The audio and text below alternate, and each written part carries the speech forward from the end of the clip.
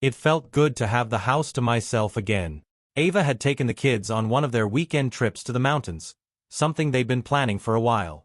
Honestly, I didn't mind the break. It had been so long since I'd had the place all to myself, and I was looking forward to a couple of days of peace and quiet. It's not that I didn't love my family, of course I did. But after the endless running around, the work, the school activities, the sports, I was just exhausted. I needed a breather.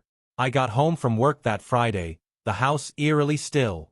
There were a few toys left in the living room, some scattered shoes near the door, and the lingering scent of the breakfast pancakes Ava had made that morning.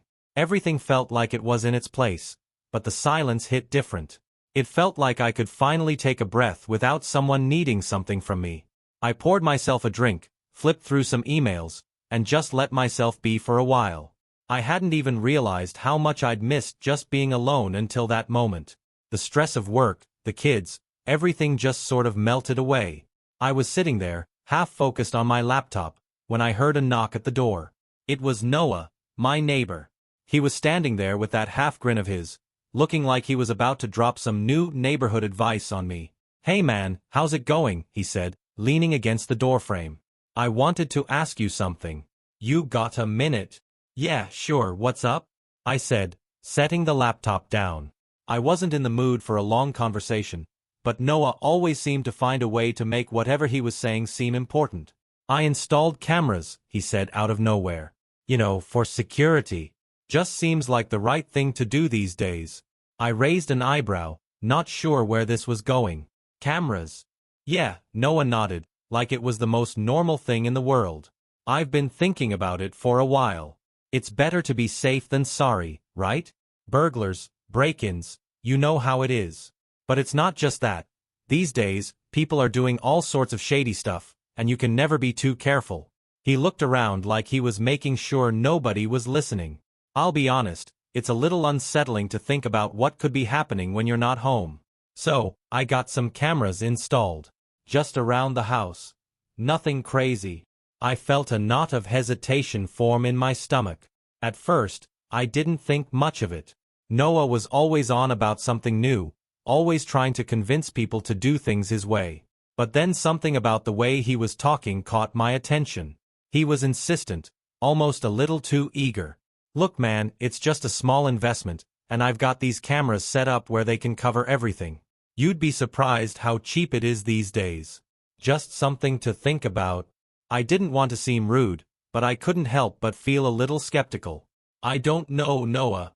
It's not like we live in a bad neighborhood." "No one's saying you do," he said, shrugging. "It's just for peace of mind. You'd be amazed at what you can catch on camera. Trust me, it's a good idea." I didn't want to be the guy who dragged his feet on something that could be useful, so after a few more minutes of Noah practically convincing me, I agreed.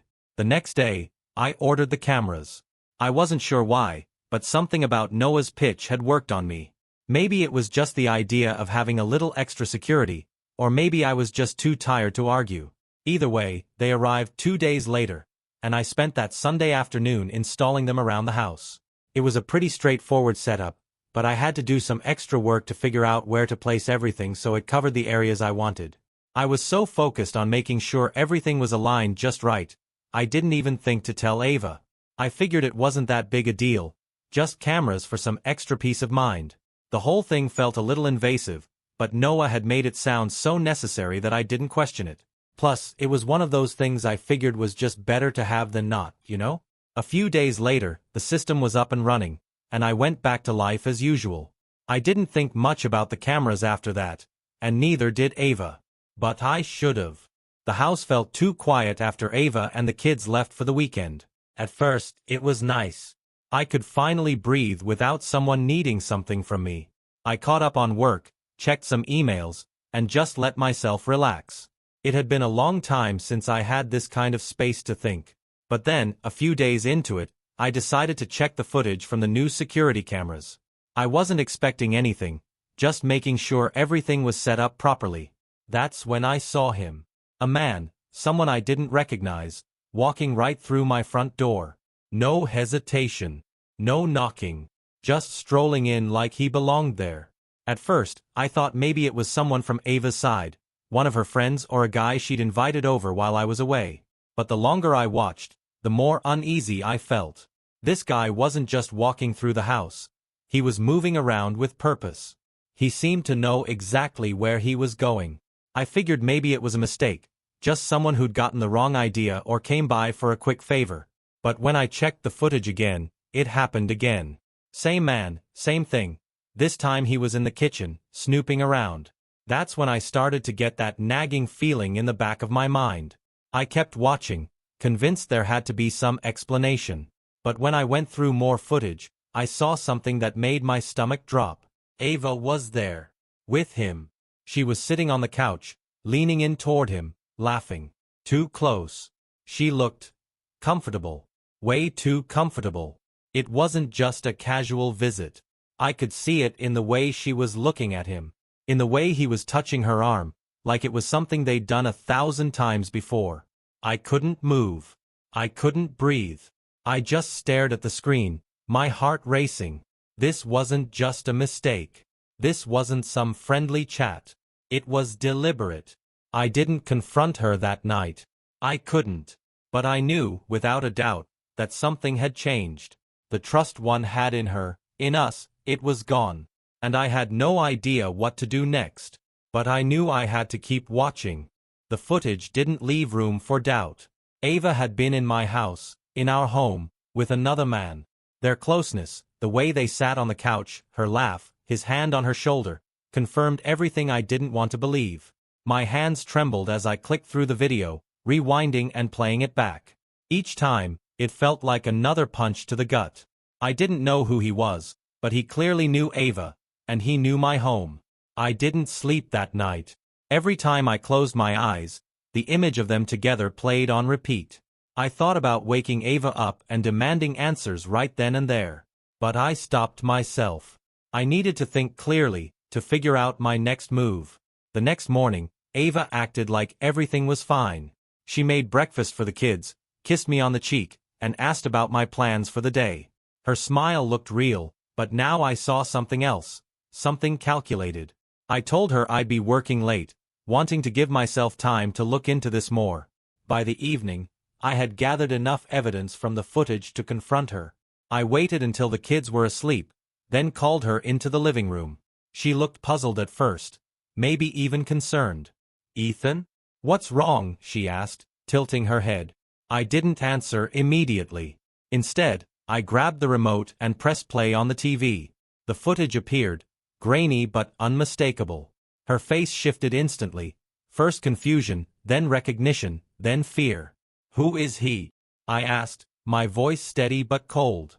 She stammered, her eyes darting to the screen and then back to me. "Ethan, it's not what it looks like." "Don't insult me, Ava," I snapped, cutting her off. "Don't tell me that man sitting on our couch, touching you like that, is nothing."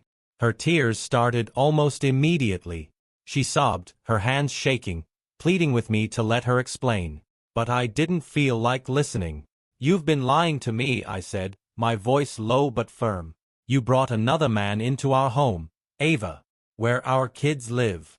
You broke everything." "It wasn't serious," she whispered, wiping her tears. "I swear, Ethan, it didn't mean anything. It was a mistake, just a mistake." "A mistake?" I repeated, incredulous. "A mistake is forgetting to lock the door. This was deliberate." She dropped to her knees, sobbing harder. "Please, Ethan. I'll do anything to make this right. I was stupid, I was selfish. It's you I love. Please, believe me." But I didn't. I couldn't. "Was it just him?" I asked, needing the truth. "How long has this been going on?" She hesitated, and that pause told me everything. "It's over," she finally said. "It's been over for weeks. I swear." I shook my head, feeling the weight of her betrayal settle deep in my chest. "I trusted you, Ava. I gave you everything. And this is how you repay me." The words felt final. I knew, even in that moment, that I couldn't look at her the same way again. I stood there, staring at her as she knelt on the floor, her hands pressed to her face like she could somehow wipe away what she'd done. But I didn't feel sorry for her. I didn't care about her tears. What I cared about was the fact that she'd been lying to me for months. She didn't deserve pity. She didn't deserve anything from me. How long? I asked again, my voice flat. I wasn't looking for excuses. I was looking for a number. A few months, she said, her voice barely a whisper. A few months, I repeated, the words hitting like stones. So this wasn't a one-time mistake. This wasn't something that just happened. You planned it. You chose him over me, over us. She opened her mouth to speak, but I cut her off. Don't. I don't want to hear it. I crossed my arms, staring down at her. You've been screwing around in my house, in my bed. I was a fool, wasn't I? She shook her head, her voice cracking. No, Ethan, it wasn't like that. Then what was it like, Ava? I shot back. Tell me, because I'm having a hard time seeing how it could be anything but you choosing him over me. Don't tell me it's because I wasn't paying enough attention. I don't need that excuse. I don't need your pity party. I didn't want this, she started, but I wasn't about to let her off that easy. Didn't want it? I barked. Then why the hell were you inviting him into our house, into our life? Why didn't you just walk away if you didn't want it? You think this is a mistake? This wasn't some accident. This was a decision. Over and over again. She stared at the floor, unable to meet my eyes. Good. She knew she didn't deserve to. Don't even think about telling me it was just one time. I continued, my voice hard. You've been seeing him behind my back, in my house. And you want to tell me it didn't mean anything? Are you really that stupid? She didn't answer. Answer me, Ava. Was it worth it? Her eyes filled with tears, but I didn't care. Was it worth it, knowing what you were throwing away? Was it worth destroying everything we had? I waited for her to speak, but when she didn't, I turned away. I couldn't look at her anymore. I was done. Take your time. Figure out whatever you think you need to say. But just know, this is over. Don't come crawling back. You've got nothing left here. I walked out, leaving her there. She could cry all she wanted, but I wasn't going to be the one to listen. I wasn't going to sit there and let her manipulate me into forgiving her. That was the last thing I was going to do. I left her in the living room, still on her knees, still crying. Let her stay there. Let her wallow in the mess she'd made. I had no intention of fixing it for her. Upstairs, I locked myself in the bedroom, the room I now realized had been tainted by her betrayal. I could barely look at the bed. Every corner of the house felt like it belonged to someone else, like I didn't recognize it anymore. I sat on the edge of the bed, pulled out my phone, and opened the footage again. There he was, the stranger, in my home. I stared at his face, memorizing every detail. His smug, easy confidence. The way he walked through my house like he owned it. Like I didn't exist. I wasn't going to let this go. The next day, I made my moves. While Ava stayed holed up in the bedroom, I started gathering evidence. I pulled more footage, saved screenshots, and downloaded clips. If she wanted to deny anything, I'd have every shred of proof ready to throw in her face. This wasn't going to be swept under the rug. I contacted a lawyer that afternoon. I want to know my options, I said plainly. I need to know how to handle this while protecting my kids and everything I've worked for. The lawyer didn't sugarcoat it. If there's infidelity and you can prove it, that'll help in divorce proceedings. But the priority is documentation. Gather everything you can. I spent hours pulling bank statements, emails, anything that could tie her to this guy. I wasn't just going to walk away quietly. Later, when the kids were asleep, Ava finally came to me. She stood in the doorway, her face pale, her eyes rimmed red. I know I've ruined everything, she said, her voice hollow. I didn't look up from my laptop. You're right, you have. Ethan, please, she started, but I held up a hand. Stop. There's no fixing this, Ava. You don't get to plead your case or ask for another chance. You made your choice. Now I'm making mine. She hesitated, like she wanted to argue, but the look on my face must have stopped her. Good. You're not going to make this easy, are you? She said finally, bitterness creeping into her tone. I stood up and faced her. Easy. You think this is about easy? You brought this on yourself, and now you want to act like the victim?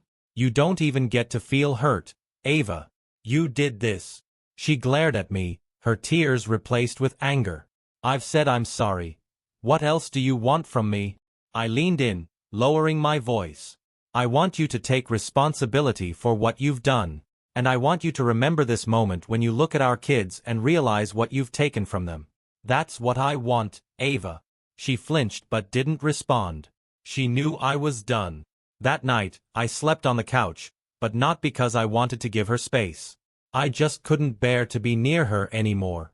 This was the beginning of the end, and I was ready to see it through. I didn't waste any time. While Ava stewed in her guilt or anger, whatever it was, staying out of my way, I was already making calls. I had a lawyer lined up. I was preparing to hit her with the reality of what was coming. No more pretending that everything would magically fix itself. I wasn't going to sit around and be some passive victim in her mess. She wanted a choice? Well, I was making mine. That afternoon, while Ava was downstairs, I took another look at the footage. It felt different now, like the screens were mocking me. That guy, Daniel, or whatever his name was everywhere. In my house. In my life. A ghost I couldn't shake. His face, his confidence, it was like he thought he was untouchable. I wasn't about to let that slide. I made a few more phone calls. First, I contacted a private investigator. It wasn't just about the footage anymore. I needed to know everything about this guy, where he worked, who he was, how long he'd been creeping around behind my back. I wasn't going to let some coward slither away without consequences. Next, I started sending those clips. I didn't care about privacy anymore. I wasn't some passive bystander. I sent the videos to his workplace, his friends. Hell, I even sent them to his ex-wife, if he had one. Let the world see him for what he was. When I finally confronted him, it wasn't in person. I wasn't looking for closure from some asshole who'd helped wreck my life. No, I went the route that would hurt him the most. Public humiliation. The footage I posted was clear. I made sure everything was documented. The dates, the times, the moments when Daniel was in my house, with my wife. I added a little note to each video, something simple but piercing. Think you can hide behind a smile and a facade? Let's see how long you can keep pretending. By the time the videos had spread, I could feel the shift. Daniel's reputation started to crack. His social media accounts were flooded with comments from people he probably thought were his friends, but now they were questioning him, calling him out for what he'd done. I didn't need to lift a finger in person to make him feel it. The digital world was a far more powerful weapon than anything I could have done face to face. Ava didn't know what hit her. When I showed her what I'd done, she was speechless at first. You posted those?" she asked, her face pale as she stared at her phone, watching the videos spread across social media. "Yeah, I did," I said, crossing my arms. "You think this is about me just walking away quietly? No. You don't get to walk away from this. Neither does he. You both thought you could get away with it." She tried to defend herself, but I was already done listening. "Look, you want to cry? You want to beg for forgiveness? I'm not the one you need to apologize to. He's the one who got what he deserved. As for you," I paused, watching her try to piece together something she could say to make it right. "It's over. There's no going back from this." She stood there, silent, clearly torn between trying to make things right and realizing that she couldn't. The damage had been done. "Do you even realize what you've done?" I asked, my voice steady, no longer angry but cold. "You've destroyed everything we had, everything I built for us. I gave you a home, I gave you my trust, and you threw it all away for a fling. You want my forgiveness? You don't even deserve my time anymore." I turned my back and walked away. I didn't need to say more. Everything was clear now. Things didn't slow down after I posted the videos. They spread like wildfire, faster than I'd expected. Within hours, I started getting messages. Some were from people I didn't know, people who'd seen the videos and felt compelled to reach out. Others were from friends of mine, people who were shocked by what had happened, or people who'd known Daniel and Ava and couldn't believe what they were seeing. I didn't care about their opinions. But there were a few messages that made my blood run cold. People calling to ask what my next move was. Friends. Family. People I trusted, people I thought knew me. They were questioning me, wondering if I was overreacting. Or worse, some of them were defending Ava, trying to play it off like it wasn't such a big deal. I didn't give them the satisfaction of a response. I didn't need to explain myself. Ava, meanwhile, was trying to put on the act of the heartbroken wife, but I could see right through it. She tried calling, texting, coming to me to beg for a chance to talk. But every time she showed up, I just told her to leave. The look on her face as I slammed the door in her face told me all I needed to know. She wasn't the victim here. I was. I took the next few days to finish what I started. I focused on getting everything in order for the divorce. I wasn't going to let her drag this out, wasn't going to waste any more of my time or energy on someone who had shown me nothing but lies and disrespect. I made sure to involve the kids as little as possible, but I couldn't avoid the inevitable. They noticed. They didn't understand all of it, but they could feel the tension. They saw the way Ava looked at me, the way I started pulling away. I had to stay strong for them, even when I wanted to break. But it wasn't just Ava who was paying the price now. Daniel, he was getting hammered. I made sure of that. His workplace had started to feel the pressure. I could see that the calls were coming in, his colleagues' support dwindling. People were questioning how he could have been so careless. Some of them even went as far as to post on his LinkedIn, reminding him that his professional reputation wasn't as untouchable as he thought. It wasn't just his reputation that took a hit. It was his career. He wasn't going to have a job after this. He wasn't going to have any perfect facade to hide behind. I made sure to dig into his history, check his social media, everywhere I could find something to expose. The more people knew about him, the better. And then, one night, I got the call. Daniel had been fired. I didn't feel guilty. In fact, there was a satisfaction in hearing it. It wasn't about revenge for the sake of it. It was about showing him that there were consequences to crossing the line. It wasn't just about Ava anymore. It was about setting the record straight. About making sure no one thought they could take my life, my home, my family from me without facing the fallout. The following weeks went by in a blur. I signed papers. I made arrangements. I stayed focused. I didn't let myself get caught up in the mess of emotions Ava kept throwing at me. No more calls. No more apologies. One evening, Ava showed up again, standing outside my door with a suitcase. She begged me to let her back in, told me she'd made a huge mistake, but I knew better than to fall for it. "This is it, Ava," I said, my voice steady but final. "You've burned your bridges with me. There's no coming back from this." She looked like she wanted to fight me on it, like she was searching for some crack in my armor. But I wasn't going to give her that. She could cry, she could beg, she could try to manipulate me, but I wasn't that man anymore. "Take your things and go," I said, opening the door wider to let her see the reality of it. "This is over." She didn't say another word. She turned around and left, dragging her suitcase behind her. It felt like I was watching someone else's life unravel, but it was mine, and I was finally starting to feel like I had a grip on it again. Ava was gone, and the house was quieter than ever. The kids noticed the difference, but I kept things normal for them. School, meals, bedtime stories. They didn't need the weight of the truth. Not yet. Meanwhile, I focused on myself. Early mornings at the gym, late nights working, anything to keep my mind off the betrayal. The anger was still there, simmering beneath the surface, but I kept it under control. The fallout for Daniel came fast. News spread about his misconduct, and he was fired within weeks. I didn't care for the details. I cared that he got what he deserved. His life was unraveling just like mine had, except he had brought it on himself. One day, I saw him at the grocery store. He didn't notice me at first, but when our eyes met, he froze. I walked up, my expression calm, controlled. "You thought this would all just blow over, didn't you?" I said, voice low. "You've got nowhere to hide. Live with it." He didn't respond, just stood there, pale and fumbling for words. I didn't need to hear anything from him. I turned and walked away, knowing he'd think about those words every time someone looked at him sideways.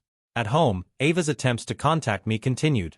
Texts, emails, all ignored. I didn't need more lies or excuses. She had made her choice, and now I was making mine. Life wasn't easy, but I could feel the shift. The weight was still there, but it was lighter. I'd lost something, but I wasn't going to let it define me. It had been a couple months since everything had gone down. Things had settled, but I wasn't under any illusion that I was over it. You don't just wake up one day and forget that someone you trusted with everything shattered your world.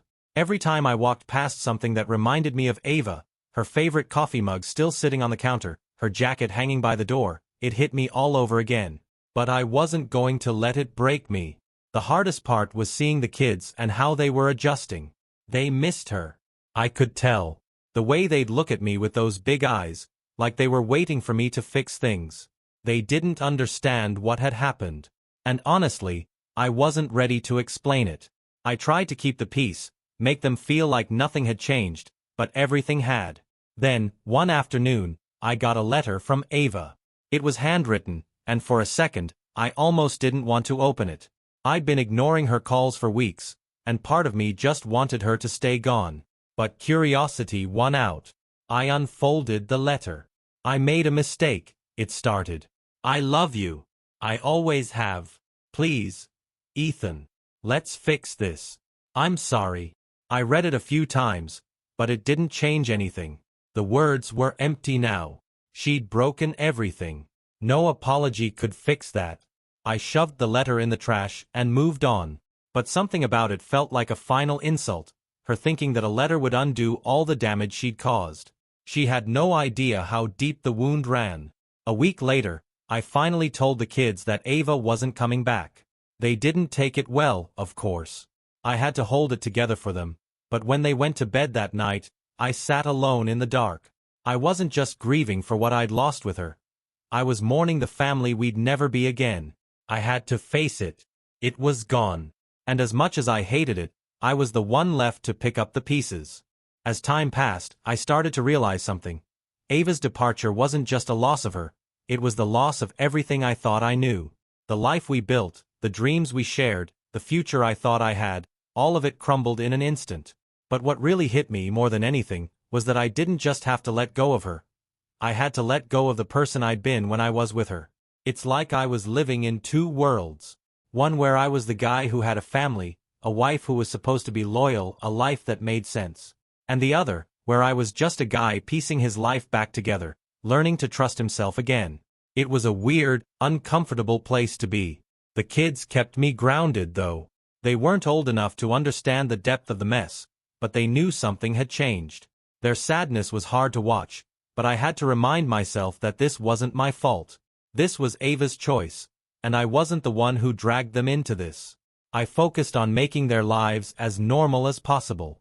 We kept up with their activities, school, sports, everything.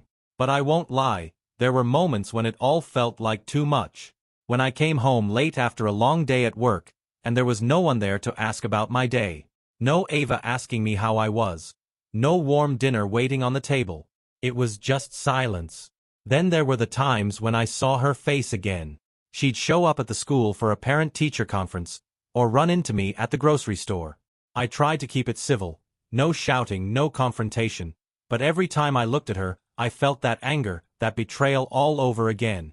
She'd look at me like she wanted to say something, like she was waiting for me to give her permission to fix things, but I just couldn't. I couldn't look at her and forget the things she'd done. I started to avoid her, took different routes to work, stayed away from places where she might show up. I didn't want to hear any more of her empty apologies or half-hearted attempts at being a good egg. One night, I was sitting in the kitchen, nursing a drink, trying to push away the bitterness, when I got a message from a number I didn't recognize. It was a video. At first, I was hesitant to open it. I didn't want to see anything that would upset me more, but my curiosity got the best of me. I clicked it open. It was a video of Ava. She was at a bar, laughing with some guy I didn't recognize. The video was shaky, but I could tell she was drunk. It wasn't just a casual drink either. She was all over this guy, touching him, smiling at him like she hadn't just broken my trust months ago. I stared at the screen for a long time. Part of me wanted to call her, confront her, but I knew better now. I didn't need to do that. The truth was clear. She was moving on. She'd already moved on. And I had to accept that. But the more I watched, the more I realized that I didn't care. What she did in that bar with that guy, none of it was my problem anymore. She wasn't my wife. She wasn't my responsibility. She'd made her bed, and now she had to lie in it. I deleted the video without a second thought. It didn't matter. I didn't need her to explain herself anymore. I didn't need any more proof of who she was or what she'd done. I was done with her. A few months had passed since I deleted that video, since I'd let go of any lingering resentment I had toward Ava. Honestly, it felt like a weight was lifting off me, piece by piece. I wasn't holding on to anger anymore. I wasn't looking back. I had work to do, and more importantly, I had my kids to focus on. I threw myself into being the best father I could be. There were still tough days, nights when the silence at home would creep up on me, or mornings when I'd wake up and it would hit me all over again that Ava wasn't there. But I didn't let it consume me anymore. I had learned to live with the empty spaces, to fill them with other things that mattered. I even started doing things for myself again. Little things. Taking a Saturday afternoon to go fishing alone. Going to a concert with a buddy I hadn't seen in years. I realized I'd stopped doing things like that while I was with Ava. I'd lost a lot of who I was, or at least I had let it slip away. But now, I was finding my way back to myself.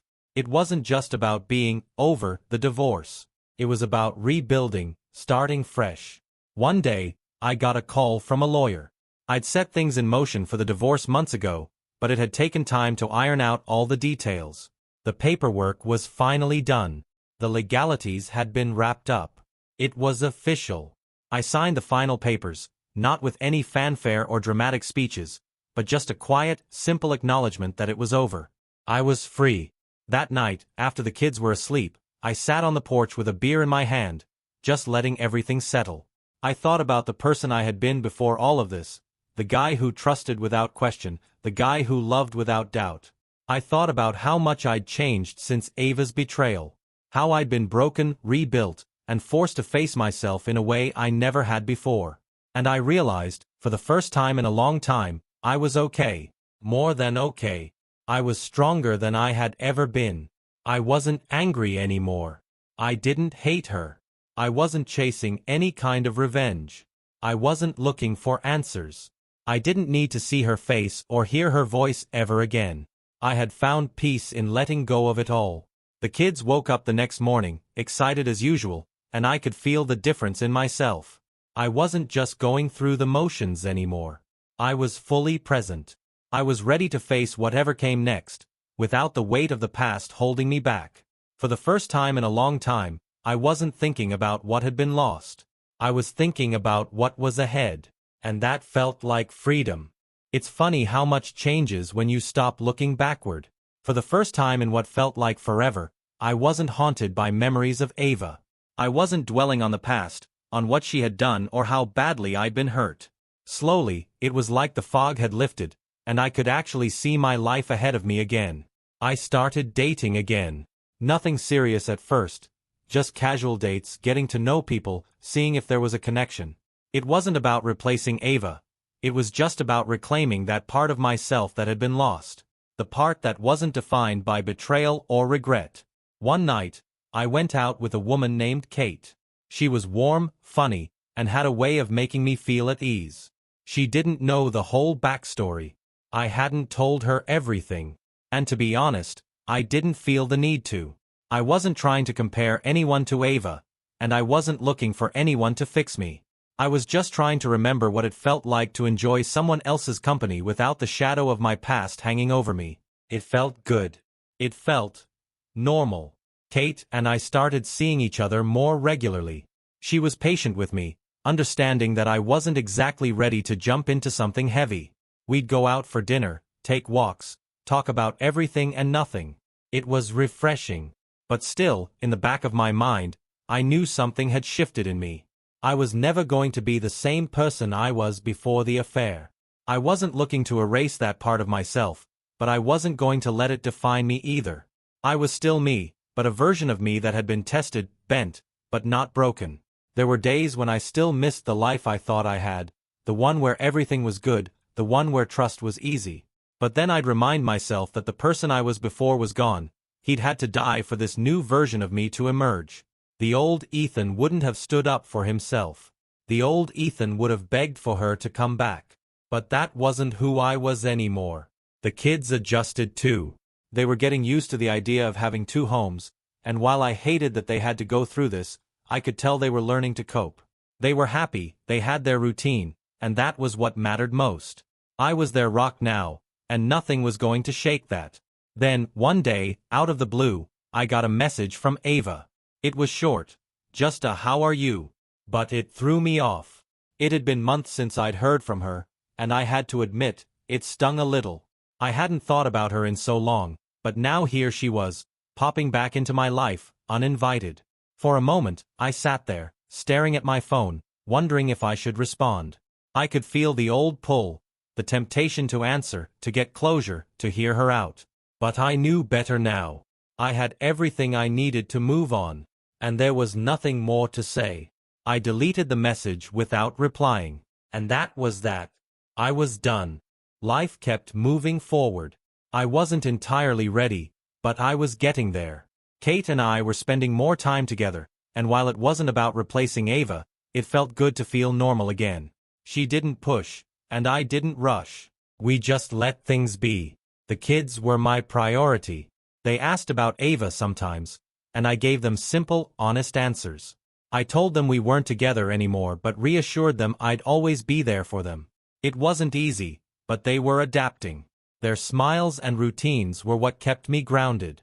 One afternoon, I got an unexpected call. It was Ava. I didn't want to answer, but I did. "Ethan, can we talk?" she asked, her voice hesitant. "No," I said firmly. "There's nothing left to say." She tried apologizing, claiming she'd made a mistake and wanted to work things out. But I didn't let her finish. "You chose to betray me, Ava. You don't get to undo this just because you feel guilty. It's over." I hung up, and for the first time in months, I felt a strange sense of peace. The past was behind me, and I wasn't going back. I returned to my kids, their laughter filling the room, and I realized I'd made the right choice. My focus was on them and the future. Ava was the past, and I had finally let her go. The days after Ava's call felt different, like the final door had slammed shut. I wasn't holding on to anything anymore. Not hope, not anger, not regret. Just quiet, steady acceptance. I'd built a new life, brick by brick, and I wasn't about to let anything disrupt it. Kate and I were still seeing each other, but I kept things slow. She was understanding, but I couldn't pretend I wasn't still figuring things out. I wasn't rushing into anything serious. I liked her. I enjoyed being around her, but I wasn't about to let my heart get ahead of my head. I had to be sure this was what I wanted. It was one evening, a few weeks after that phone call, that I finally felt like I could truly breathe again. I was putting the kids to bed, reading them their usual bedtime story when it hit me. I wasn't just surviving anymore. I wasn't just filling in the cracks left behind by betrayal. I was thriving. The house didn't feel empty anymore. It didn't feel cold, even when it was just me and the kids. There was warmth, laughter, and comfort in the air. And as I tucked them in that night, I realized I'd moved past everything. I wasn't just a guy who'd been wronged anymore. I was me again. Stronger, quieter, more at peace. Then came a text from Ava. It was a simple message. "I miss you. I regret everything." I stared at it for a long moment, my fingers hovering over the screen. There was a part of me that could have easily slipped into that old mindset, the one where I would have opened up, listened, maybe even fallen into her trap again. But that part of me was gone. I didn't need to chase after anything that had already slipped away. I deleted the message, not even thinking twice. The next day, Kate asked me how things were going with Ava. I told her I hadn't heard from her in a while and that I'd moved on.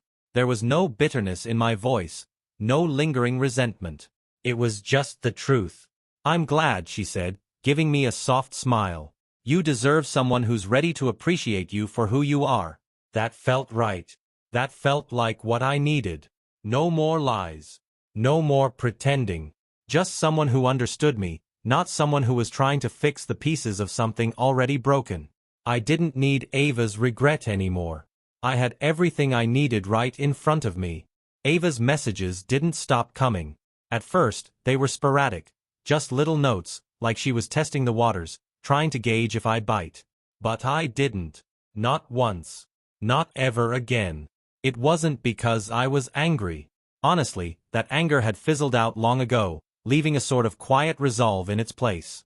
It was just that I had moved on. There was no room in my life anymore for someone who'd chosen to betray me. One evening, Kate and I were sitting on the couch watching a movie, when my phone buzzed again. I glanced at it, expecting another one of Ava's "I miss you" messages, but this time it was something different. "Can we talk? It's important. I need you to hear me out." I didn't hesitate. I didn't even need to read it again. I just turned the phone over and set it down. Kate looked at me, raising an eyebrow. "Everything okay?" "Yeah," I said, the weight of it lifting off my chest. "It's just something I don't need to deal with anymore." She didn't ask any more questions. And for the first time in a long while, I didn't feel the need to explain myself. I had made my choice, and I was at peace with it. That night, after Kate left, I sat in the quiet of my house, just thinking. It wasn't a sad thought. It wasn't about regret. It was just a simple realization that I had come out the other side of this mess stronger. I had my kids. I had my peace. I had my life. Ava's messages continued for a while, but I didn't let them pull me back in. I was done. Completely. It wasn't about revenge anymore, either. It wasn't about her losing anything else. It was about me finally taking my life back. A month later, I saw Ava out in town. She was with some guy, and they were holding hands, laughing like she hadn't just shattered my world a few months ago. I didn't feel anything when I saw them. No anger. No sadness. Just indifference. It was over. And not just the marriage. The story of the betrayal. The whole thing. It was done. I walked right past them, without a second glance. Ava didn't even notice me, too caught up in her new life. And that was fine. I didn't need her to notice me. I didn't need her at all. Because for the first time in a long time, I knew who I was. I wasn't the guy who'd been left behind. I wasn't the guy who'd been cheated on. I was just me. And that was more than enough.